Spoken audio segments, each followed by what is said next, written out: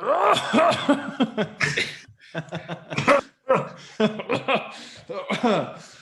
welcome to this week's Snugcast. As always, you are joined by the two boys, Owen and DJ. I'm after having a pile of espresso martinis before I'm after hitting this one, so I'm raring to go.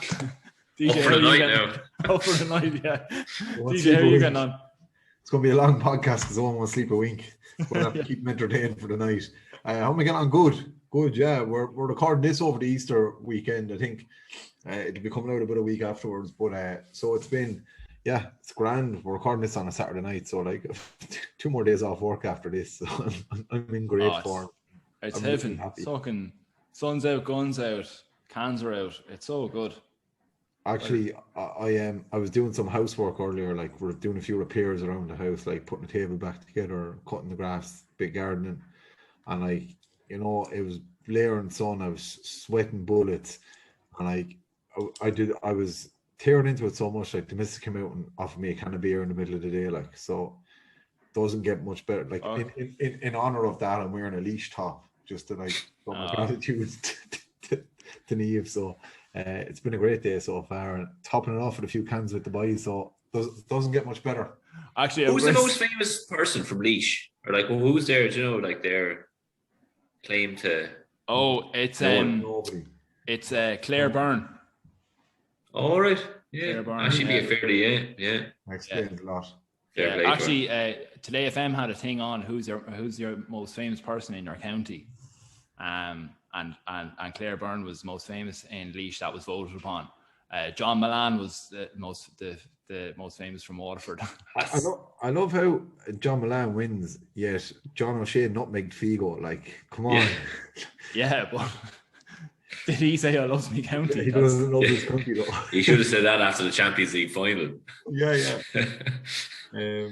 Actually, Kira had a great burn on Laois there during the week.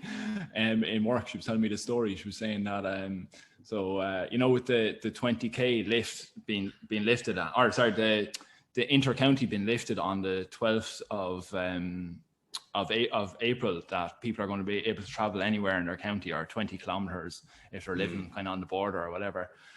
So one of the girls in work said to her, "Oh, geez, it's going to be great now. Like the 12th of April. I can't wait, like, it's going to be great to be traveling anywhere in your county." And Kira said to her, "I don't know what you're excited about, you're from Laois." I was like, she told me that when I went home, and she was like, "Yes, Kira, one of us, Laois. I'll never say that in my house." And the other voice on the podcast is Tommy Keighery, host of the Irish Design Podcast and proprietor of Antique Ireland. How are you getting on, Tommy? Yeah, grand, thanks. Not too bad. And local divil. Yeah. Up to no good. Yeah. There's where he comes to say all the things he can't say on the Instagram live with the Antiques Ireland. Yeah. Tommy had a great so you should definitely follow Tommy, even though he has way too many followers even as is. What are you on now? 12,000, is it? Antiques Ireland? Something like that, yeah. But Tommy does a Thursday night live where he kind of gives a run through of pieces that are coming up in the next auction, or just pieces that they have in the shop. And it's really it's so good, like especially now where people can't go into shops, and see things, but Tommy did one there on Thursday. It was perfect. It was so good. It's so good. But just the end of it, Tommy goes, and it's goodbye from me, and then show the statues, show the holy statues around them. And it was Holy Thursday as well. As if, I didn't even cop it until I was just. The whole thing finished. It was fucking ideal. It was so funny. So yeah, definitely go follow Tommy on Instagram. I'd say there's great opportunity for a few practical jokes, Tommy, around the antique rooms these days. Especially around Easter time. Would you not to your father say all the Jesus statues have gone missing like on Good Friday, and then like they magically reappear on Monday. I was thinking about doing something like that, just something like, that he was missing someone, like, because it was around April Fool's Day and everything, do you know what I mean? But then I was like, oh gee, I'd probably get in trouble. Yeah, I know.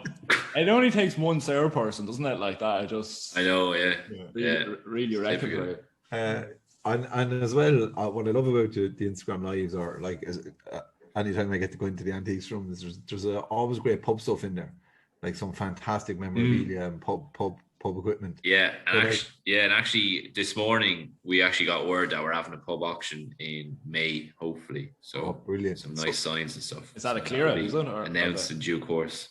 Is that we clear it? So we just got an exclusive there, Snowcast exclusive. Yeah, exclusive. I can't say the name of the place, but yeah, it will be a pub that sadly won't be a pub actually. So, and so there you go. Sign of the times. How does it feel, Tommy, having kitted out every shebeen during this lockdown in the country? yeah, it's the only thing keeping us going. It's lads building sheds, just drinking their basically drinking themselves away in them. Tommy's the Jeff Bezos of antiques, the man making a big profit in the lockdown, selling all the shebeens.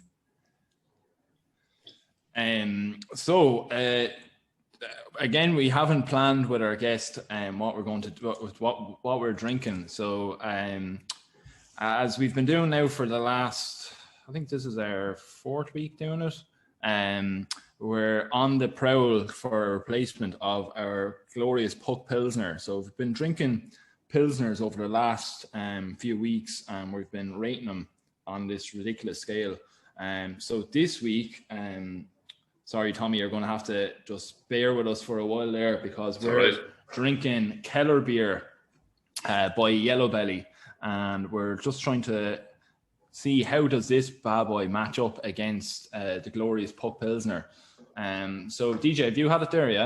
Yeah, I have. I've actually finished it. I'm actually drinking.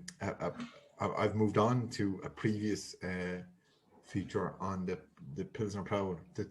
Don't confuse your Pilsner taste buds. I'm not. I'm crystal clear in my head what I've drank, and as well, like, I'm quite familiar with Kellerbier because it's something that I've often gone to in Grady's Yard when they were doing the burgers and that back when pubs were open.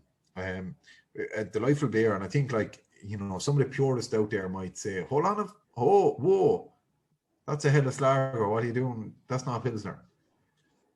So I did a bit of research today, thinking, right, we're going to cause a bit of a stir now amongst some of the purists. I was like, right, we need to figure this out. They do use Pilsner malt in making the Helles Lager, and according to some very reputable websites, basically, like, Pilsners and Helles Lagers are very, very close. They're pretty much the same. Like, Helles Lagers are just supposed to be that bit lighter and less spicy, was a lot of the phrases. I wouldn't associate spice with Pilsners, but they do have that kind of joie de vivre about them, that kind of quelque chose, which it is distinctive. So I again, similar to actually the Trinity Pilsner that we drank the last time, I'd be interested to see how that compares when we're trying to basically match it up against the great Puck Pilsner on what is one of the great genius scoring tools of our times, and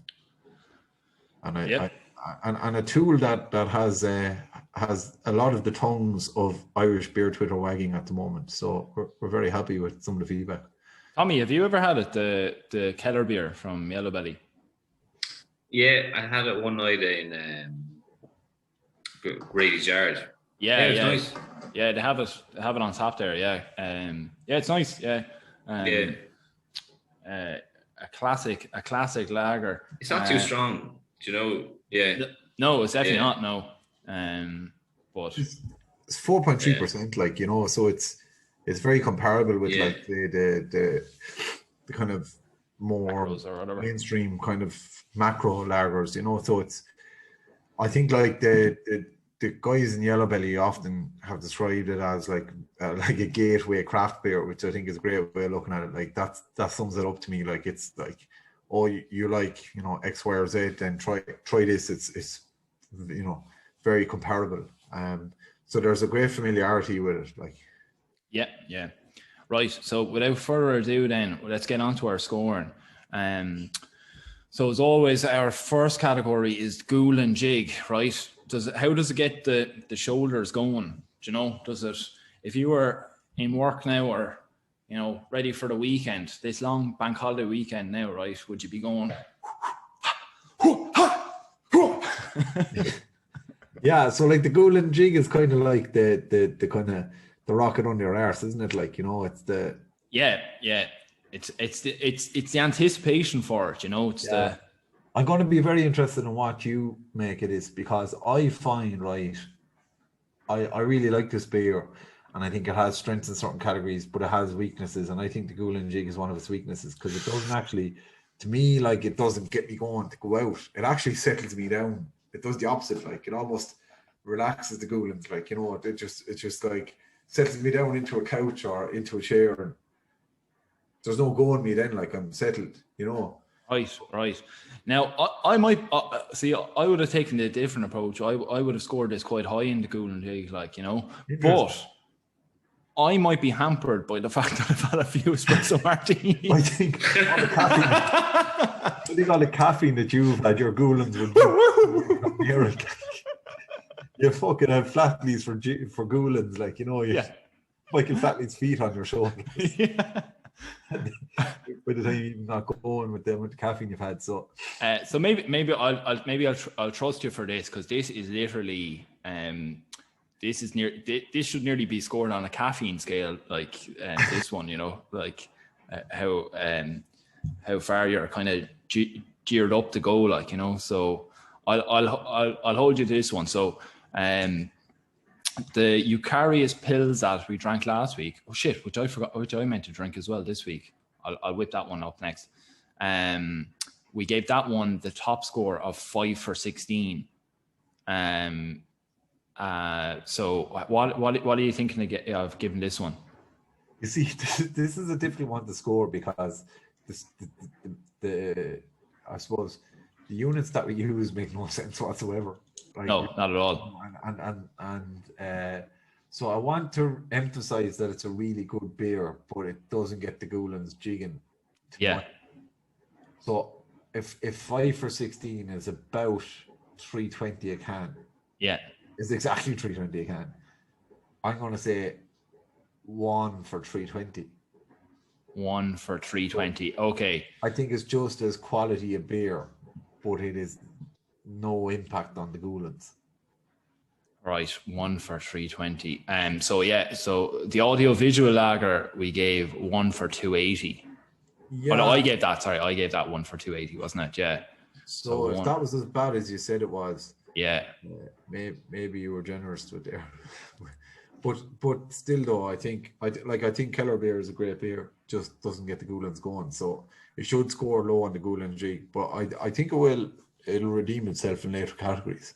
Okay, that sounds good. So the next one then is the Quiver and Quencher, right?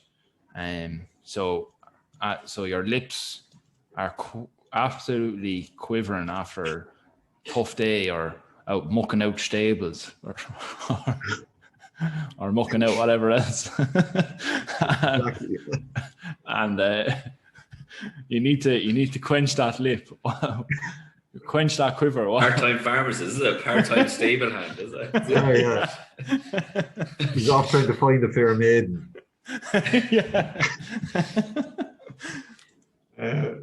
And he's an apothecary in the morning and a farmhand in the afternoons. So we're talking about the quiver and quencher, which is the inverse Richter scale, isn't it? Like, yeah. So we're talking about 9 trillion tons of dynamite being. 30 trillion tons of dynamite being a 9. You say any figure whatsoever, like. Changes every week. So Owen, do you have the spreadsheet open there handy? Yeah, I do, yeah. So what did we give the other beers, just for a quick recap? Eucarius Pills last week gave a 5.9, Audio Visual Lager a 0.5, Trinity Pilsner 1.7, Tuul 6, and Bohemian Pilsner 3.9. So the Tuul was the top quencher so far. Yeah, I think maybe there's a bit of bias in this because I've had Kellerbier on draft in the past, to my delight, and I'm inclined to not give it a Tuul. I don't think it matches Tuul. Yeah, but it's up there. I'd give it a 5.5. I think because it definitely quenches. Yeah, I'd say so as well, and I think we're basing this off cans as well. So like the draft of this, I'd say would give like a 7 or a 7.5. Yeah. Like but we have to calibrate it for the cans because we haven't had a draft of Tuul either. So calibrate it. Or exactly. The calibration is key. So I think a 5.5 is about right. I think it's just below the Eucarius Pills and the Tuul in terms of quenching, but still very, very good score. Savage. So then our third category then is the post pint gasp. So so that kind of that aftertaste, that lovely sense of satisfaction after you've had a sip of this. So this is a really strong point for this beer because it's a Helles Lager. It's a bit lighter than a Pilsner, so it has that beautiful light crispness, like that absolute solubility about it. So I'd be willing to go full whack with this with a Das Bass. Just like Tuul, that's Bass. Yeah, I'd 100% agree with that. I think that's the highlight of this beer is that it's so light and crisp and refreshing. Yeah.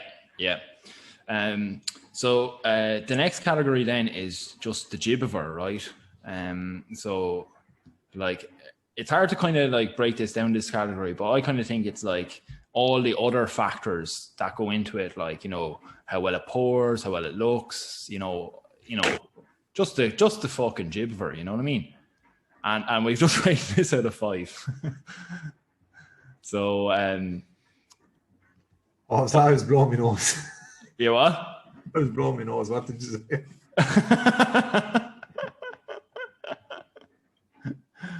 So this category then is the Gibbever. Yeah, I got that much. So yeah, just ranking out of 5, what's the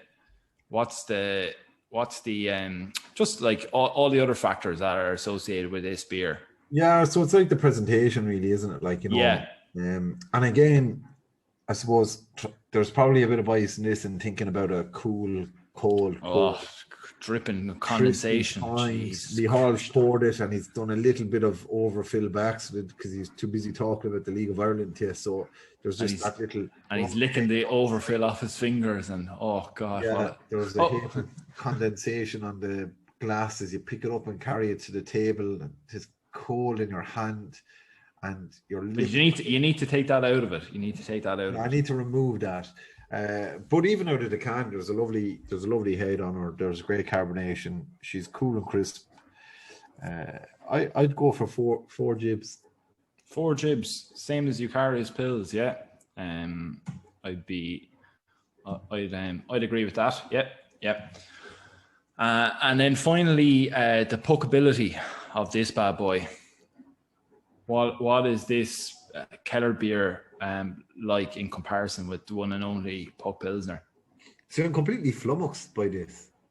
I genuinely haven't a clue because you know my feeling about Puck Pilsner and the puckability and ultimately it's almost unquantifiable, and we're trying to quantify the unquantifiable. We're trying to score the essence of the je ne sais quoi that quelque chose that qu'est-ce que c'est comme ça va, that comme si comme ça la vie en Prost kind of I just don't know how you do that with this, and I think it's something you can apply to any style of beer as well in terms of the thought process around it.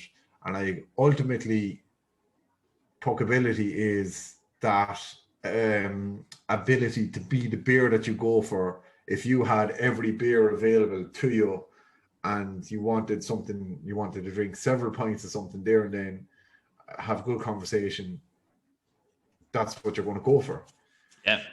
And few games of pool, which, you know what I mean? Like few games of pool, have a chat, create a podcast concept, and follow through with it. Yeah. Live your life through this beer. And part of me thinks that, like, it's a very, very good beer, but it doesn't have any of that. Yeah. Like, I suppose, thinking back as well, like, to when we first started off the podcast, if we had been going into Phillies and getting these all, getting a Kellerbier every time we went in, would we have started the podcast? That's what ultimately what it boils down to.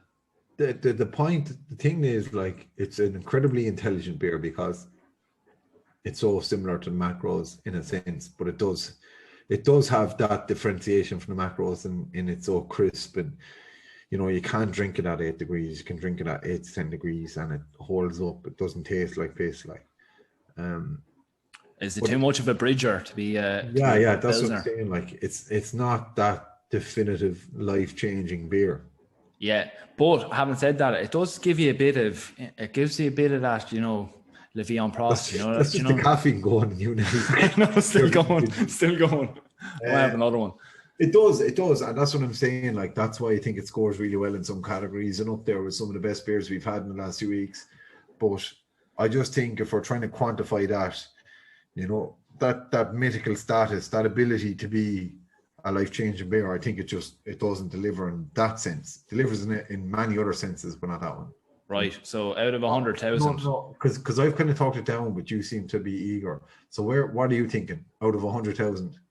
I'm thinking 57,014. Okay, we're quite a bit apart. Are we? I was in the 10K region. Right, we'll split it then. We'll go 30 G's. 30 G's. 30,002. Yeah. Just give that a little bit extra. Perfect. We'll save that. And we'll just run now and get a little bit of an ad break jotted in here by Acast. We'll wake Tommy up. And we'll wake Tommy up, yeah. So please enjoy the next 30 seconds of Acast shoving in something that you've searched for on your internet history previously. Go show your wife. Yeah. Goodbye. Right, we're back in the room, and actually, as we had said last week, because the two of us didn't end up getting a Pilsner that was the same, we said that I drink the Eucharist Pils, and I wouldn't put DJ through the audio-visual lager because it was muck. But I'm just going to quickly run through your scores there last week, DJ, right?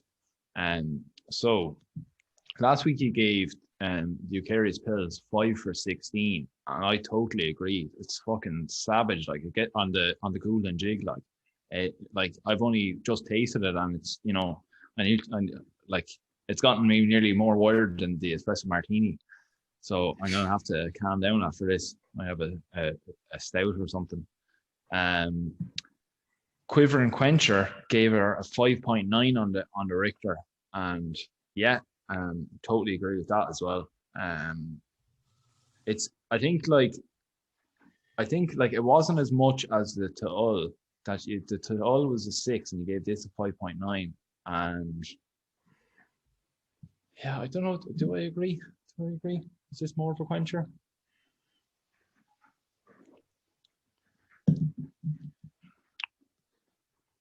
It's good. I might have to review this in a bit. But... Yeah, and I mean, if you're thinking about reviewing it and you've already had cans and espresso martinis, like, imagine the impact of having nothing. Yeah, if it's quenching both of those, quivers. The post point gasp you gave it, that's Bass, and I'd agree. Like there is, I think definitely this has the taste up front, doesn't it? But it's definitely there's definitely a taste of more of it. Like a bad fart, it follows through. It follows through, yeah. So yeah, there's definitely a taste of more of it, meaning that I always think this, like if you ever say there's something like there's a taste of more of something, it means that like the taste doesn't come out the end, because you kind of need more of it in order to get that taste keeping going, you know what I mean? Yeah. So it's like as soon as you put the glass down from the sip, yeah, you're going straight back, like. So you'd be necking it, yeah. So yeah, I'd agree with your one off the full that's Bass scoring. Gibber gave a 4. I'm not going to comment on that. That's just whatever. And finally, puckability, 80,001, and we were talking about this on the break there, and it is 100%. It has that bit of puck about it, doesn't it? Yeah. It's a big contender. We actually said during the break, like, would Tom get it into the fridge and Phil grinds when he opens up again? Like, you know. Yeah. It'd do well. It'd do well. So 80,001. Yeah, it's going to be hard to beat that. And it's going to take a special beer. Yeah, to beat that bastard. So now onto our topic of the show. So before we came on there tonight, for the 2 hours before I came on, I was sitting down and I was watching a cult classic Irish film. Can you guess what it is? It's something to do with the topic of the show. Well, the Snapper, no. No. War of the Buttons. No. Angela Sashes. No, I was watching The General. Oh, brilliant. Yeah, great. So like Martin Cahill, who had a nickname. We're going to go through tonight and talk about some nicknames that we've heard throughout the years, and we'll just have a chat and see can we make each other laugh, basically.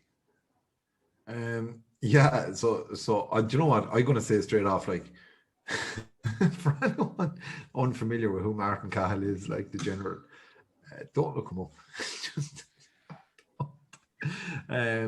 nicknames, yeah. Like when you say nicknames, like, you know, obviously there's celebrities with nicknames, but we're talking about childhood nicknames, like nicknames of people that were involved in your life that you knew. And like, for me, straight away, the thing that came to mind is like when I started secondary school, every teacher in the school had a nickname that they were known by.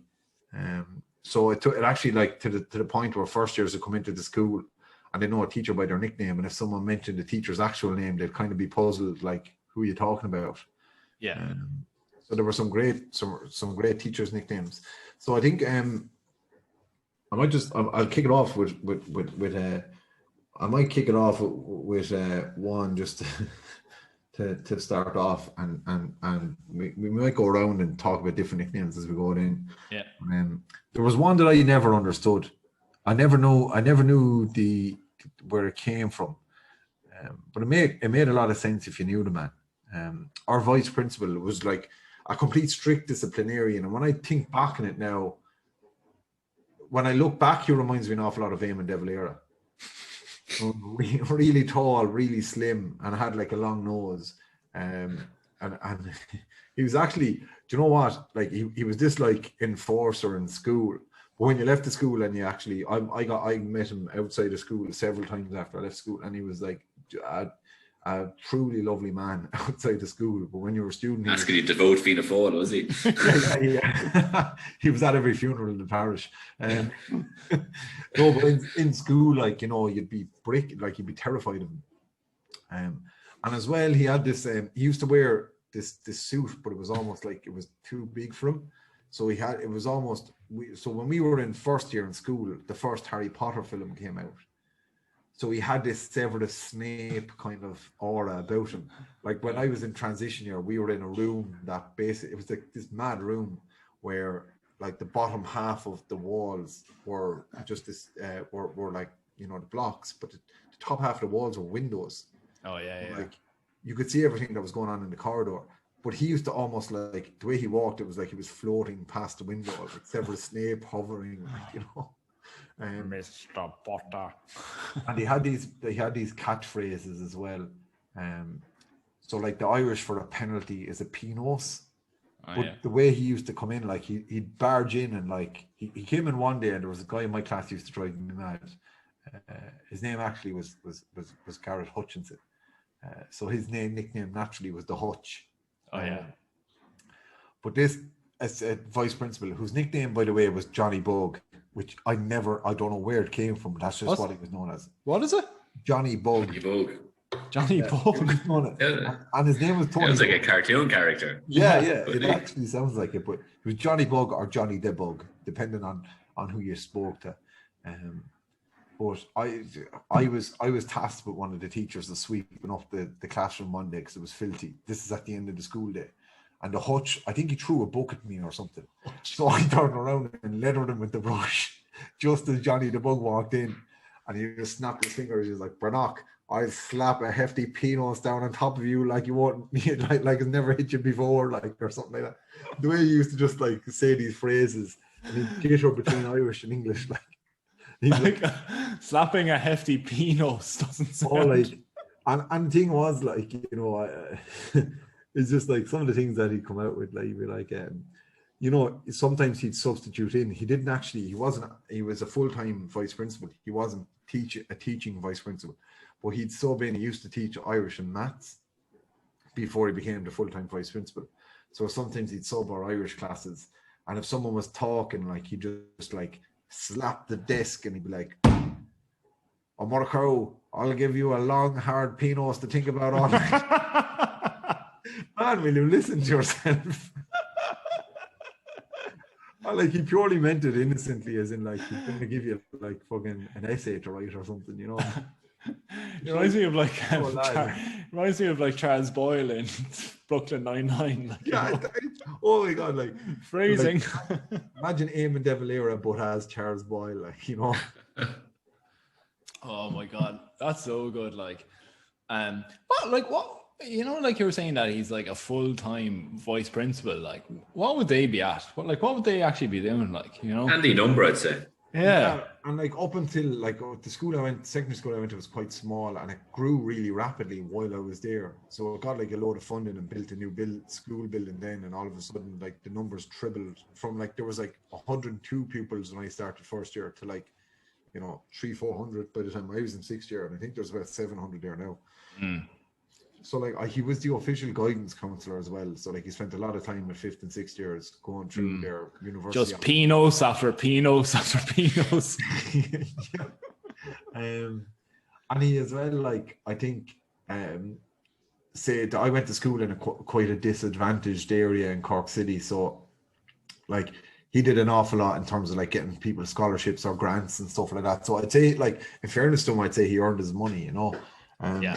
And I know there was a lot of, like, you know, he used to have to do a lot of work with people if they wanted to go to college outside of, say, Cork, to make sure that they could afford to move away and stuff like that, because it was a kind of really working class area. But like, he used to have these kind of Johnny Bugisms that were just, they were quality if you were a 16-year-old fella, like, you know. Yeah. Me and Tommy went to the same secondary school. Tommy, you might be able to help me out with a few of these, like, but one of the teachers that we had there was Furry Murray. So it was Mr. Murray was known as Furry Murray, and it was the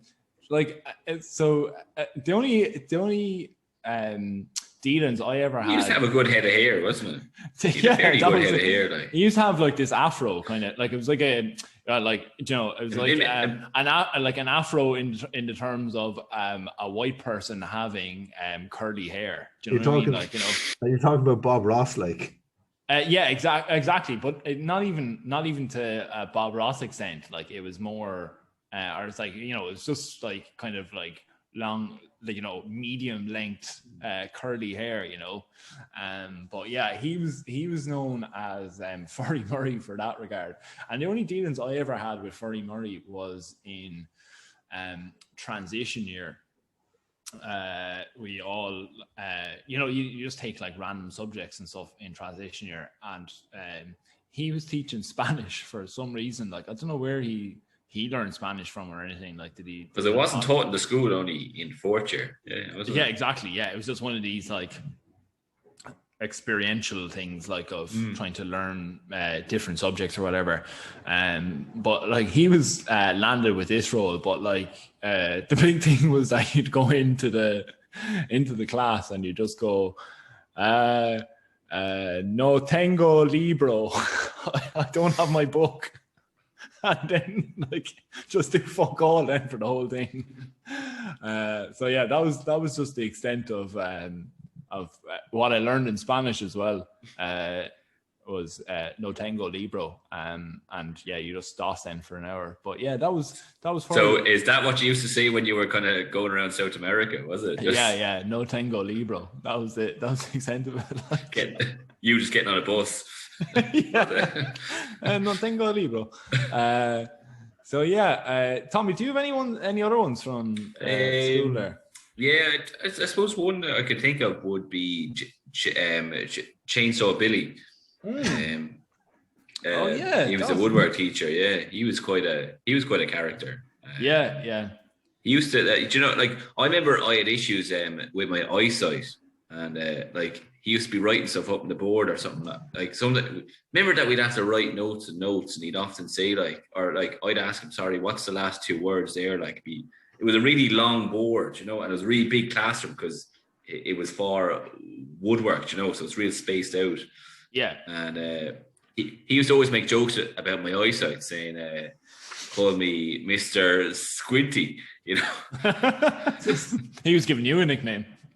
Yeah. And then what else? There was another lad who used to always ask a lot of questions, and he used to call him Hitler because he used to always have the hand up. He used to call him Heil Hitler. Heil Hitler, he used to say. Oh my God. It's absolutely scandalous, isn't it? Like, do you know, like, there was another, I always remember this one-liner he used to always have, like, if someone used to say, like, he'd be going around like checking on lads, you know, if they're doing their work. And one fella said, sir, I'm actually stuck. And he said, 1 second, I'll go get the tractor. Do you know, it's just like, he's really witty, just fucking one-liners. Like, the amount, like, over the years, I'd say, like, lads in school just do the same thing over and over again. Like, everyone just says the same shit every year, and like these just lads just have like practice like over and over. But it's so funny the way, like, you know, it comes from both ends of, like, you know, you'd say how much of you know, reflecting back on our practices and like some of the nicknames that we would have given people and stuff like that, where you're just like, Jesus, you couldn't be saying like something like that now, or, you know, like, you know, when you're thinking back on you as an adolescent, and you're like, oh, for fuck's sake, like, you know, that was just pure mean, or that was like bullying, giving a name like that to someone, like, you know. And same with like stuff that you would have been said about you as well. You're like, you know, you laugh it off the time, but it's just like pure bullying. Then you're like, Jesus Christ, the fucking teachers were contributing to it as well. Yeah, you couldn't get away with it now, I'd say. No. There was a few bad ones in our school that way. Like, there was a really short guy a couple of years ahead of me in school. I can't remember his name, but you know, he was just really, he was quite short. Like, not dwarfism now, but like, you know, just incredibly short. In like fifth and sixth year, he looked like a first year, like. And I hear a story one day about the maths teacher, the honors maths teacher, when he walked in, was like, oh, here he comes now, the walking sack, because like his school bag, just like when he was walking along. Oh, that's terrible. Oh, shocking stuff, like, you know, absolutely shocking stuff. And like that's so bad, like, you know, because like you're just gonna have lads just jump on top of that, like, you know. Big time. But there was an incident in our school that really kind of hit home, that the teachers were fully aware of their nicknames. One day, so we had an accounting teacher whose nickname was Stan, and he didn't look at all like them, but this is pre us going to the school and the nickname carried forward. But someone said one day he looked like Steve Staunton, the Irish football player. What an honor. Yeah, but like Steve Staunton, like the only thing that they had in common was red hair. Like Steve Staunton's this, like, you know, like 5'10" stocky fella, and like Stan the teacher was like 6'2" and like really, really thin. Like, you know, the only thing they had in common was red hair. Like, but Stan was very, like you said, Tommy, very witty, very quick. And do you remember those projectors where they used to have the like clear thing and they'd write on markers on the project onto the board behind them? What are they called again? It's like there's some name on the what you write on.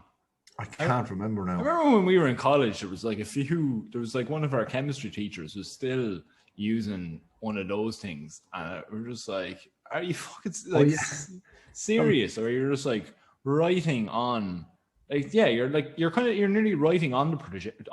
Yeah, and it projects up, like, and it used to be an absolute nuisance, like, because like a lot of the things, like you'd have to be recording the notes yourself during class, and it was just a nuisance, like. I can't remember what they were called, but yeah. Anyway, sorry, DJ. But yeah, so like Stan had the lights off one day, and transparency films they were called, wasn't it? Yeah, I thought there was like maybe like somebody's name or something on them. Maybe they had a nickname. But we had Stan for accounting, so we used to do out the sheet, you know, like the balance sheets and stuff. Yeah. Brought him out in this yoke, and he'd have the lights off and everything. So we were there one day, and then there was this guy who used to teach maths and teach maths and geography. Now, like, he was my honours maths teacher for Leaving Cert. Fella studied geography in college and just kind of fell into teaching maths, and like, honest to God, like, was hilarious but terrible maths teacher, like absolutely useless. But his nickname was Jaws, purely because he had this massive jawline, like huge jawline, and so his nickname was Jaws, and Stan was the accounting teacher. And it turned out, I learned afterwards, that they were actually drinking buddies at the weekend. But Jaws was renowned for lunchtime pints. Like, there was Jaws, yes. There's a pub in near the school I went to called the Wolf Tone, and he used to go to the Wolf Tone every Friday, sink 3 pints at lunchtime. That allegedly, I'm going to say now because I don't want to slander them. They were the rumors, like, you know. But Jaws came in, like, do you know the way teachers come in with an announcement, or they need someone for something, or like half the time it was just muck, like they needed, like, you know, need to change a tire in the car, so they come in and get like a few young lads to come out and do a change for them or whatever. They probably wanted to drive to the Wolf Tone for a few pints. But Stan was there anyway, and Jaws opened the door, and this is how we hit home that they were fully aware of all the nicknames they had. Stan just ignored him as he opened the door and stood in the door frame and continued on his work, and Jaws didn't interrupt him, and Stan just started going, and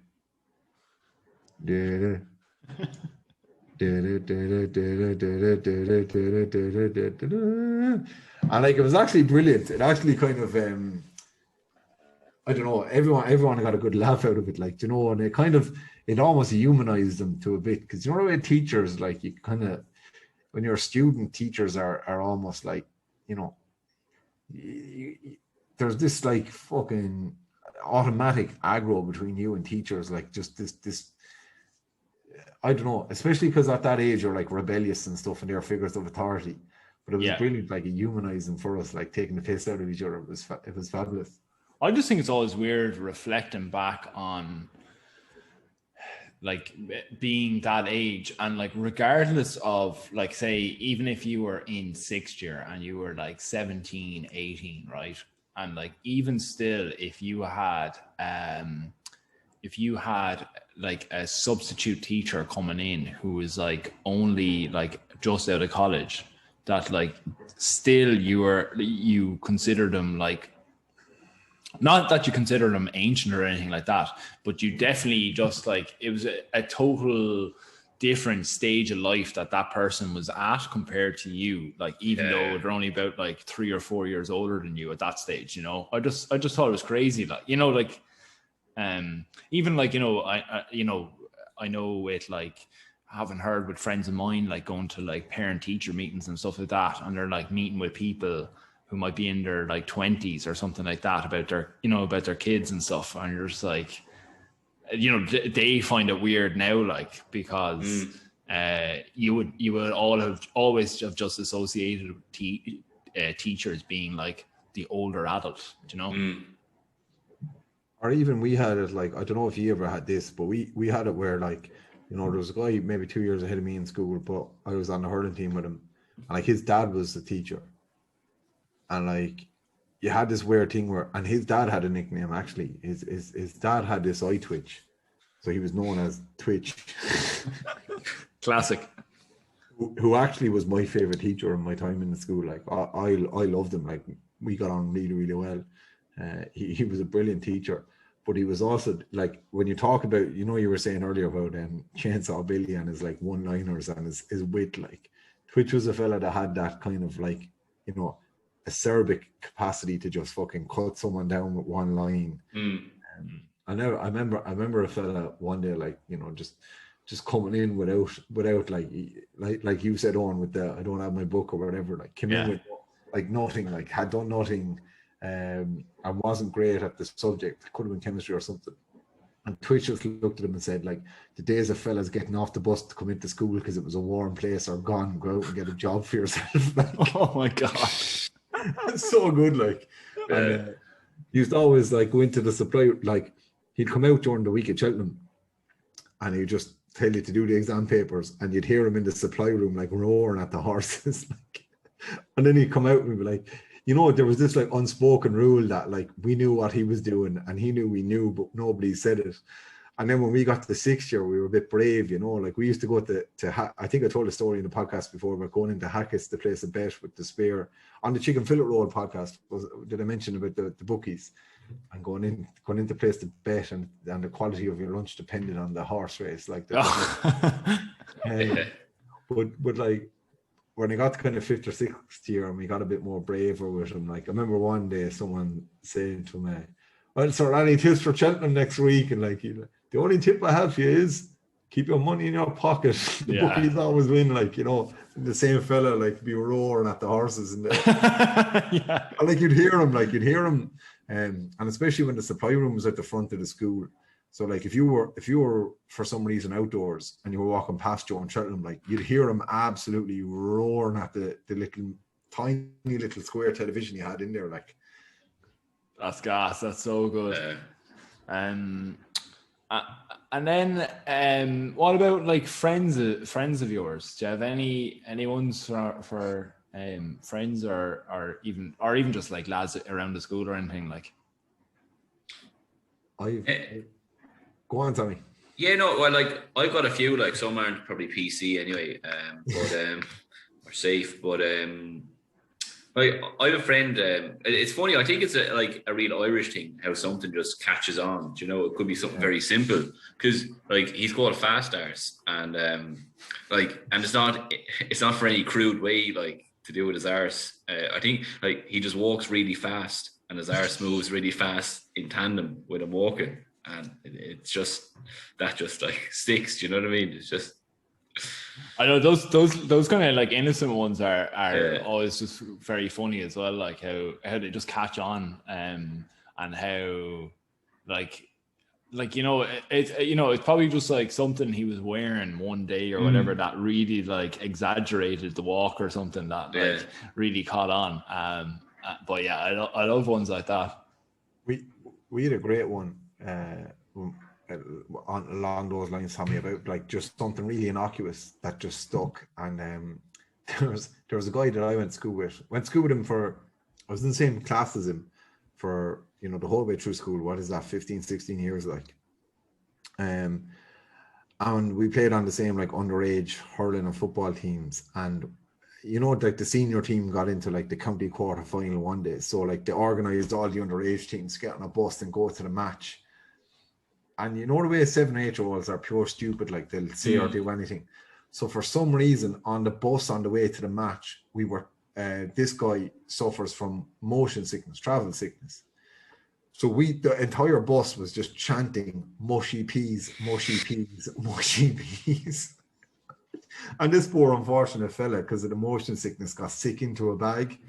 So like this was maybe age 7, maybe age 8. For as long as I knew him after that, into his adult life, he became known by everyone as Mushy Peas. So like he just became known as Mush or Mushy Peas. Like that was just what he was referred to. Like even at that, like secondary school teachers knew him as Mushy Peas. Like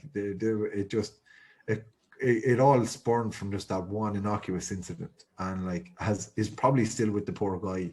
Like he was working in a shop actually near my grandmother's house about 6 or 7 years ago. I went in and I don't know if he's even working there to just meet him and just like greet him like, well, Mushy, how's it going? Like, you know, just like years later, like it's still it's just like I probably would struggle to tell you his surname, but yeah, the nickname stuck. That's so good. Like what a ridiculous thing to just be known about for, like, you know. So I'd hate to have that, like, you know, to have that nickname, just, you know, it's just ridiculous, like, you know, and you can't even fix it. Like I think it's so hard to fix a nickname as well. Yeah. Go on, Tommy. There was a fellow that used to drink in Catty Barry's, and they used to call him the bar of soap. He came in straight. I think he was a painter, but he came in straight after work one day, like he was painting. Like I don't know, it was a really hot day. Like we smelled like absolute shite. And you know, everyone since then it's just soap. Do you know what I mean? If he's coming in, here's the bar of soap now and all this. Just I love the way like a nickname is meant to be like a short, you know, a short name. This guy, the bar of soap. Big long name, like. Yeah. Tommy, me and you have a friend who he's kind of had multiple nicknames over the years, but at one stage he was known as Slab. Oh yeah. It was. I'm actually not really sure about the origin of the name, but then it kind of took legs over the years of like, you know, kind of it kept reinvigorating itself. So basically, I remember during school and during college as well, there used to be a thing called the Slab Challenge, which was you had to drink 24 cans in 24 hours. Mad thinking back. Yeah, it was mad thinking back on it, like where you just get like 24 Fosters or Dutch Gold or something. It was absolutely horrendous, like. Yeah, so this guy ended up getting the name Slab because he couldn't do it. Yeah, like rather than him being like an absolute hero for doing it or whatever was the criteria at the time, like this guy got it because he couldn't do it. And then as well, I think back in primary school as well, I had a teacher back in primary school as well. And again, this was, I think as well that like you end up being kind of harsher with your nicknames, like the harsher the teacher is with you, you know what I mean? Like, you know, as in like you kind of do it as an insult to them to try and like get back at them for being so strict or whatever it is with you. But we had this woman, and I actually can't, was it I can't remember her name, Mrs. Murphy or something. I think we had her in like maybe 4th class, I think. But I do remember she was from Kerry, and she had quite a large nose, so we used to call her the nose of Tralee. But yeah, so that was always good. It was Tommy. Did you have any other ones for lads around? It's funny when you say that about the nose. I remember I had another teacher, and she had a large nose, and it's funny again, like how things. But I think her first name was Agnes, but it was Agnose. That's it's just so simple. I know. Yeah. Yeah, like I'm trying to think now, like one or two.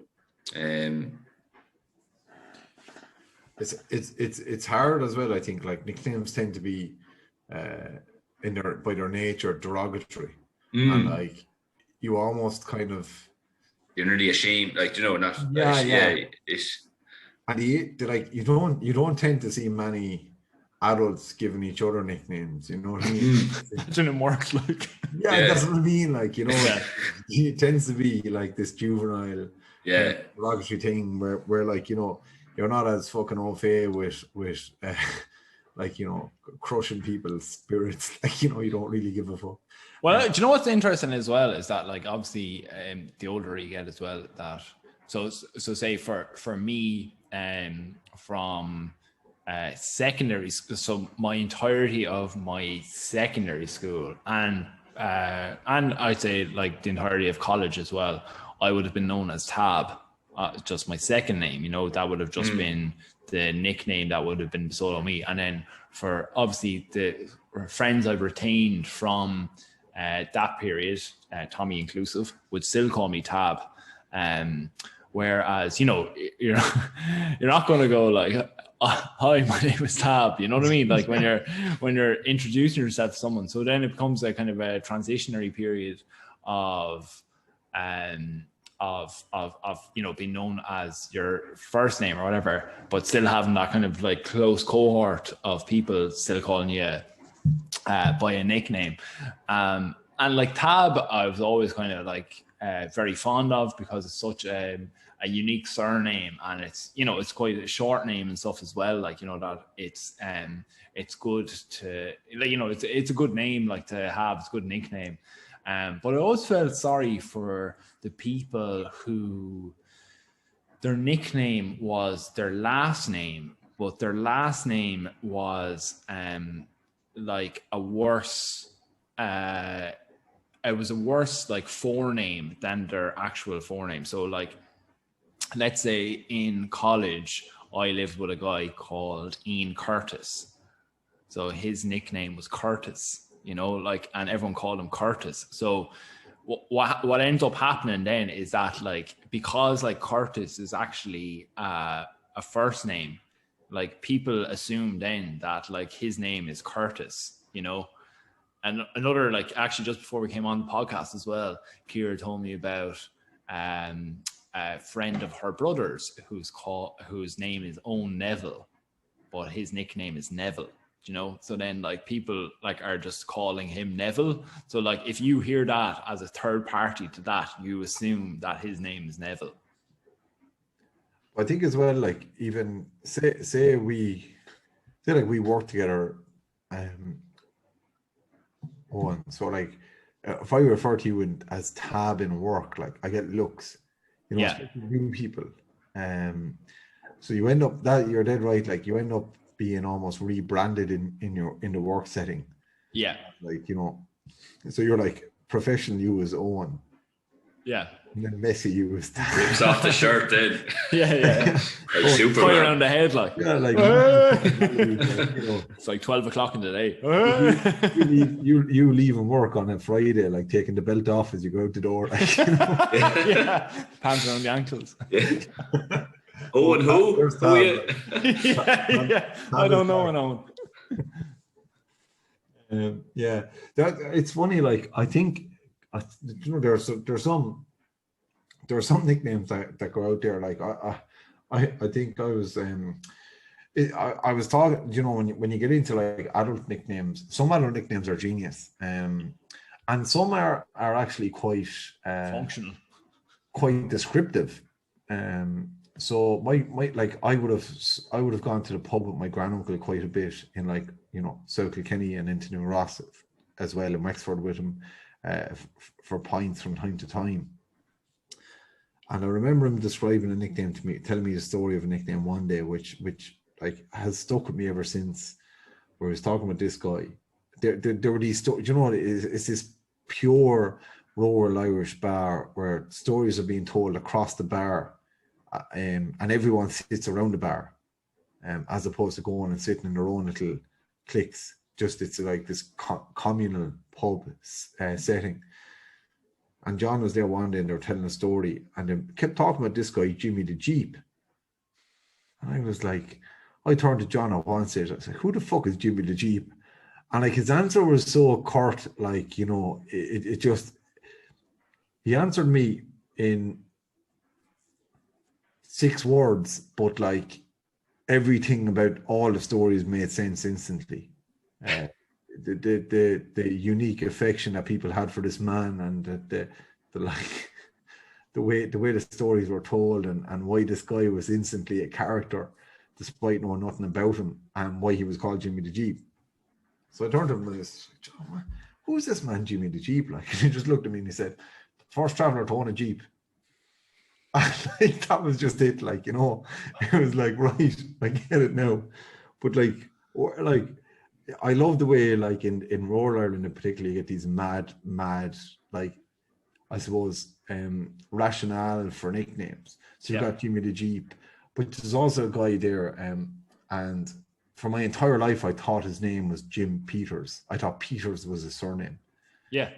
But actually, his name is Jim Phelan. But there's 2 Jim Phelans. So his father's name was Peter Phelan. So he just became known as Jim Peters, as in Peter's Jim. So there's 2 Jim Phelans in this in a village or whatever, is it? Yeah. And one is one to be differentiated from the other, so that he's known around the parish or whatever is known as Jim Peters because he's Peter's Jim. And like, but like a lot of places would just say, "Oh, that's Peter's Jim" or whatever. But obviously, as he got older, like this guy is in his 70s now. So like, obviously you can't be still referring to him as Peter's Jim. So he's just Jim Peters. Yeah. And, did I ever tell you about the fella that keeps calling me Peter? In Waterford. Did I not tell you this? No. It's been going on for a few years, but I don't see him as often. But he'd always be like, "Well, Peter," if I pass him like on the street or whatever. And like I kind of just took note, like, it's grand, like, you know. But it was when we were actually over at that wedding. We were at a wedding in Rome 2 years ago, right? Yeah. And I was doing a walking tour of the Colosseum, right? Like, you know, and I was with this group, you know, like, and your man was giving the guided tour. And like, I was there walking at the thing. And I had, like, it's one of those, like, no, that they give you, like, the one earpiece. Oh, yeah. So you could listen. So I was walking, like, and I was kind of at the back of the group. And then at the back, I could hear this Irish accent go, "Peter," like this Waterford accent go, Peter. So I was like, "Is that?" So then I looked around and it was your man with his wife. I was like, what am I going to do now? So I kind of walked up to him. And he's like, "Oh, I can't believe I've met you here, Peter. I can't believe it. This is a small world." I know, yeah. And then he's just, "Peter, this is my wife, Mary. Mary, this is Peter Keighery. Do you know Keighery's, like, the antique place? Yeah, Peter." I was like, "Oh." So I just had to roll with it, you know. It'd be funny if you had, like, you know, the way, like, in walking groups and stuff, sometimes they give you like a name badge. Yeah. You just covering up, like. Yeah. "Hello, Mary, I'm a." It definitely follows the Antiques Ireland on Instagram. "Oh, Mary, Peter's brother Thomas is on it." They're fucking head off each other. They must be twins. Yeah. Oh, that's fucking. I think with that story, we'll finish it up for the night. Thanks a million, everyone, for tuning in as always, and for listening to us bullshit on for an hour or so. If you want to follow us and give us some support, you can reach us on patreon.com/snowcast. You can follow us on Twitter or Instagram. We're also on Facebook. We hardly ever check it. So Twitter or Instagram, we're at Snowcast on each of those. And you could also drop us an email if you want. We're the snowcast@gmail.com. For our guest, Tommy, where's the best place for people to tune in and check you? Best thing would probably go to Antiques Ireland on Instagram, and you should check it out. Check me out there. And you also have the Irish Design Podcast as well. Yeah, sorry, I totally forgot about that. So it's just the number one home and garden podcast in Ireland. Yeah, and I had an episode this week, which will be last week, and I have a new episode coming out next week as well. So check that out. Good stuff. DJ, any parting words for the listeners there? Yeah, send us your nickname stories. I'd love to see people I'd love to see a little Twitter thread of our listeners and their nickname stories. Ones that won't get I don't think we said anything libelous tonight, but something a bit of a laugh during these times would be good. And also the government in Ireland this week announced that people who are vaccinated can now meet up indoors and stuff like that. So I think, Owen, there's an opportunity there for us now to take advantage of this and hopefully in the next couple of weeks actually record a podcast in person. Yeah, and if any publicans want to throw us the keys. I mean, I put it up on Twitter the other night, and I think people thought I was joking, but I really wasn't. Yeah. We're not looking to pay you as a business. We're not looking for you to function as a pub. We're just looking for you to stock your kegs and for us to just occupy the area just for a period of time. If you just happen to tell us that the back door will be open for a couple of hours, and if we just happen to forget the price of 10 pints each and a carton of bacon fries, it just happens to be left on. If that falls onto the counter somehow, then so be it. So be it. That's life, Right. Well, with that, we'll say good night. Good luck. Good night. See you, lads.